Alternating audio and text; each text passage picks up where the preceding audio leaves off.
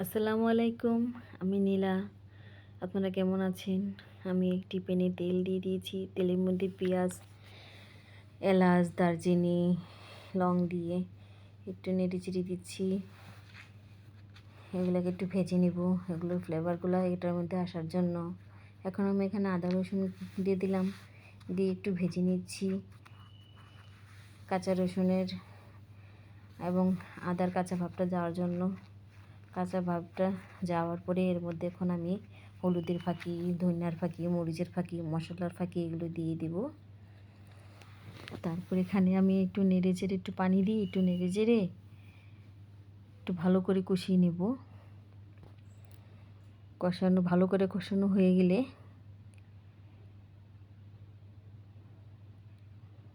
এখানে আমি এখন বুটের ডাল দিয়ে দেব।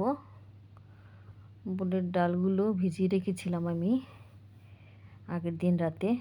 বুটের ডালগুলো দেওয়া হয়ে গেলে এখন আমি এখানে একটু পানি দিয়ে নেড়ে চেড়ে ঢেকে দেব সিদ্ধ হওয়ার জন্য।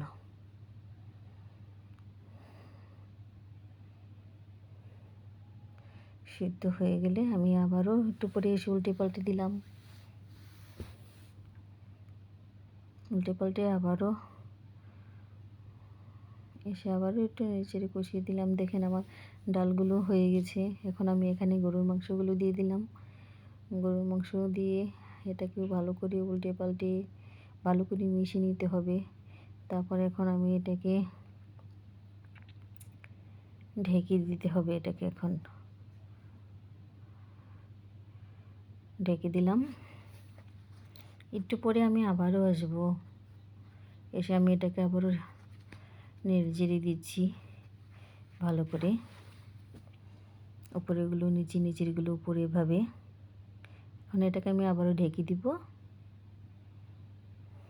আবার একটু পরে এসে আমি আবারও একটু নেড়ে চেড়ে দিব।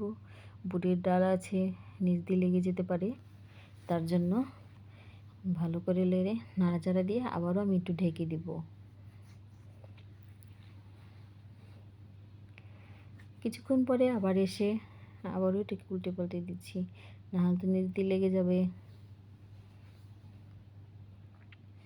এই তো প্রায় লেগে গিয়েছিল, লাগেনি, আর একটু পরে আসলে লেগে যেত।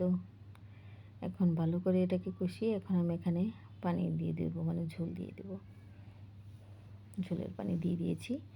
এখানে একটু নাড়া দিয়ে আমি এখন এটাকে আবার ঢেকে দেব।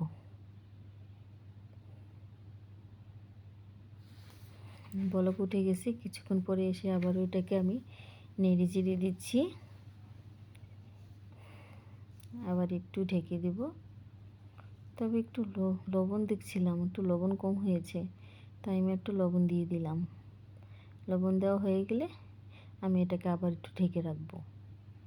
ঢেকে আর কিছুক্ষণ সিদ্ধ করে নেব। আর কিছুক্ষণ পরে এসে আমি আবার ওটাকে উল্টে পাল্টে দিলাম। উল্টে পাল্টে দেওয়ার পর আমার তরকারিটা প্রায় হয়ে গেছে।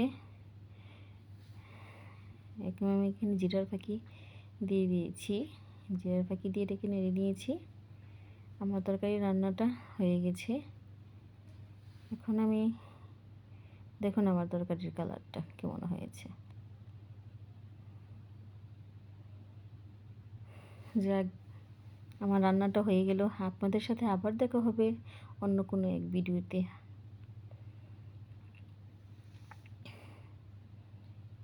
আল্লাহ হাফেজ।